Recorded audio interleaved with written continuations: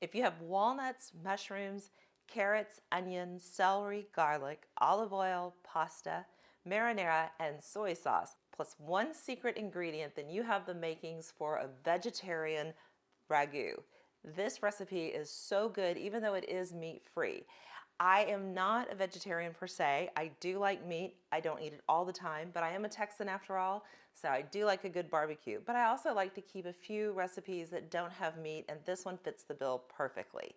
It is really rich in flavor, even though it doesn't have meat in it, and I'll tell you why. I have one secret ingredient, and that is Marmite. Now, if you don't know what Marmite is, I will tell you. If you do, you're probably going, why did you put Marmite in this and ruin a perfectly good recipe?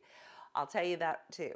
But before I get into Marmite and the great Marmite debate, if you're here just for the recipe, that's perfectly fine. Click the timestamp below. It'll take you right to the recipe. And if you also want to leave me a comment, let me know if Marmite is a friend, a foe, or completely unfamiliar with Marmite. So let's start with a question first of all. What is Marmite? I guess the best way to describe it is a thick, sticky British condiment that is the yeast byproduct of brewed beer. And I know that probably doesn't sound great, but it is actually delicious. I actually love to slather it on a piece of buttered toast with a cup of tea, and it is so good. Now, there are two camps when it comes to Marmite. And yes, there are camps. You either love it or you hate it. In fact, the slogan is love it or hate it, and I absolutely love it. Not only do I love to eat it for breakfast with my toast, I actually love to cook with it. It is absolutely wonderful for layering in flavors when you're trying to get that umami taste. It actually is very similar to using a soy sauce, a coconut amino, or a Lea and Perrin. It gives it that nice rich flavor, and in this case it gives it a great rich flavor without using any meat. Now, I would be remiss not to mention Vegemite, and I don't want to upset any of our Aussie friends. So if you have Vegemite in your pantry, you can absolutely use Vegemite. If you're wondering what Vegemite is, you probably don't have it in your pantry. It's a very similar condiment. It's popular in Australia.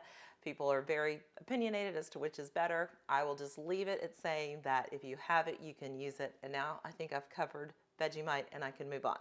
And it's not just this thick, sticky paste that gives this dish a really nice layered umami flavor. There's also a lot of other things working with it. You have walnuts, earthy mushrooms, soy sauce, marinara. Everything comes together to make this really great dish. The other thing in this dish that's really wonderful, that is sofferito.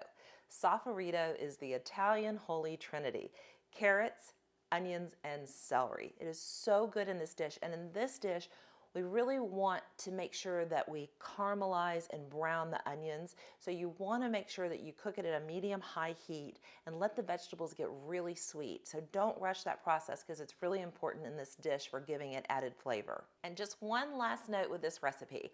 I do use jarred marinara sauce. There's no shame in it. Do not let anybody tell you differently. I keep it in my pantry and I use it all the time. One reason, it's just good, and the other reason, it's easy, and sometimes I need quick and easy in the kitchen. I personally like to use ones that have no added sugar, and I want all the fat to only come from olive oil. For me, the one that fits the bill is Rayo's marinara sauce. I keep jars of it in the pantry and use it all the time. So if you have it, feel free to use it. If you have homemade, that's awesome too.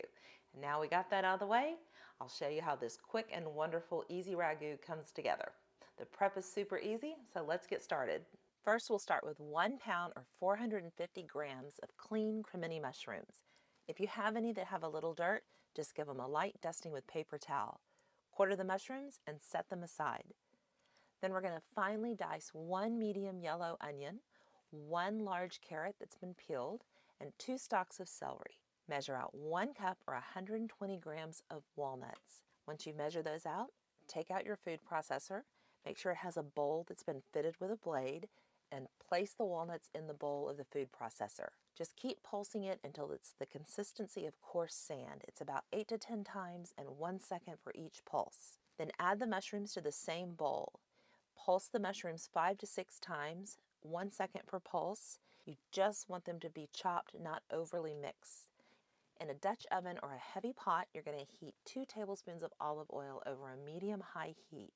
Once it's hot, you'll add your onions, carrots, and celery. Cook them, stirring them occasionally, but make sure that you're giving them a chance to lightly caramelize and brown at the edges, and this will make them really sweet. It takes about 8 to 10 minutes. Then add 3 cloves of garlic. You can finely mince your garlic, or if like me, you can just run it through your trusty garlic press. Saute for about 1 minute, then stir in your mushrooms, your walnuts, and a 1/4 teaspoon of red pepper flakes. Stir and cook until fragrant, maybe 1 to 2 minutes. Then add 1 cup of dry red wine. And if you have any brown bits, just scrape them up because that is where all the goodness is. You're going to let it simmer until the wine evaporates and all of the water that's been released from the mushrooms evaporates. That takes about 6 to 8 minutes. Now, once everything is evaporated, you're going to stir in 1 28-ounce jar or 830 milliliters of marinara sauce, 1 tablespoon of soy sauce, 1 to 2 teaspoons of Marmite, depending on your taste, and 1 tablespoon of tomato paste. Just stir it so that everything is combined and let it just simmer over a medium-high heat. Once it starts to simmer at that medium-high heat, reduce the heat to a medium-low. Cover the pot and you're going to let it simmer. Just stir it occasionally and it's good to set there. And while the sauce is simmering, you can cook your pasta in a pot of boiling water. You want to make sure that water has been seasoned with enough salt so it tastes like the sea. Once it's ready, put your pasta in and cook it according to the package instructions. Once it's done, reserve some of the pasta water and then you can drain all of the rest of the water. Toss the cooked pasta with the ragu sauce. Add a little bit of pasta water if you need it. You just want to loosen it up a little bit, and that's it. You're done and you're ready to plate. Simply serve this pasta ragu in a shallow bowl, drizzle it with a little bit of olive oil, top it with Parmesan, and it's ready to eat. And of course, we can't forget the wine. With this one, I would just go straight up old school with a big, bold Chianti Classico. Classico loves ragu sauce and it loves tomatoes. A lot of red wines don't play well with the tomato sauce. This one does. And that's because it really stands up to the high acidity levels and the high tannins. And it not only stands up to it, it also enriches the flavor of the sauce. So that would be my pick for this dish. And there you have it. Let me know what you think. And also, if you're new to the channel and you're someone who's like me that loves to exploit everyday pantry items and looking for interesting recipes, then don't forget to subscribe. Hit that bell below so you don't miss a thing. Until next time.